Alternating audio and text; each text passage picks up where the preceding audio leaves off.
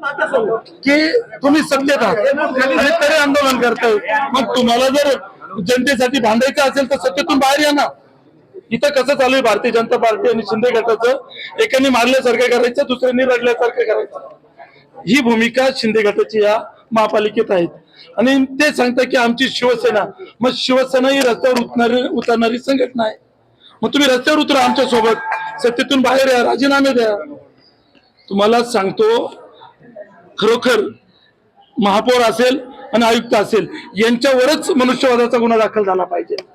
कारण सांगतो की हे त्या कॉन्ट्रॅक्टरांना पाठीशी घालता, यांचे काहीतरी हितसंबंध या कॉन्ट्रॅक्टरांशी आहेत। आज महापालिकेमध्ये महापौरांनी रुलिंग दिलं होतं की इथून पुढे जर कुठलाही ऍक्सिडेंट झाला, तिथे कोणी मृत्युमुखी पडलं तर त्यांच्या जो मृत्यू जबाबदार असेल, मग तो अधिकारी असेल आणि कॉन्ट्रॅक्टर असेल, यांच्यावर मनुष्यवधाचा आम्ही गुन्हा दाखल करू।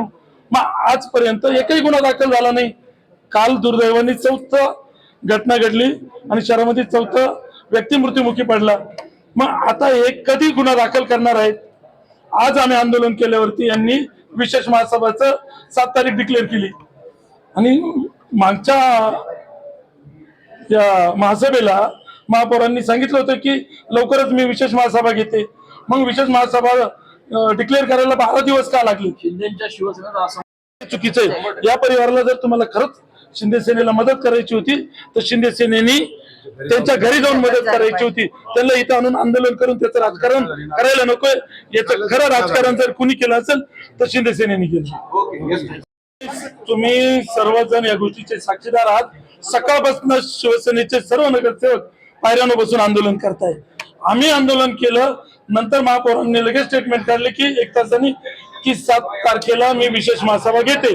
हे सगळं कुठेतरी शिंदे गटाच्या शिवसेनेच्या पोटात दुखलं आणि त्यांना लोक नाव ठेवायला लागले की तुम्ही काय करताय। म्हणून शिंदे गटाचे 2च नगरसेवक या ठिकाणी येऊन आंदोलन करताय। मग बाकीचे नगरसेवक कुठे आहे? शिंदे गटाचे गटनेते कुठे आहेत? उपमहापौर कुठे?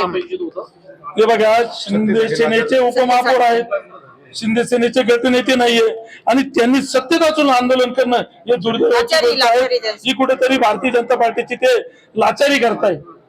यांनी त्या कुटुंबाला जर न्याय द्यायचा होता तर आंदोलन करण्याची गरजच नाही। महापौरांनी आयुक्तांनी त्वरित त्यांना मदत जाहीर करायला हवी होती। आज ते पीडित कुटुंब या ठिकाणी गेल्या 2 तासापासून बसलंय, ना आयुक्त आले ना महापौर आले। आणि जे शिंदेची सेना आज आंदोलन करते मग त्यांचे उपमहापौर का नाही आले या ठिकाणी? महापौर उपमहापौरांचं असं म्हणणं आहे की शहरातले खड्डे पावसाळ्यापूर्वी का नियोजन नाही केलं?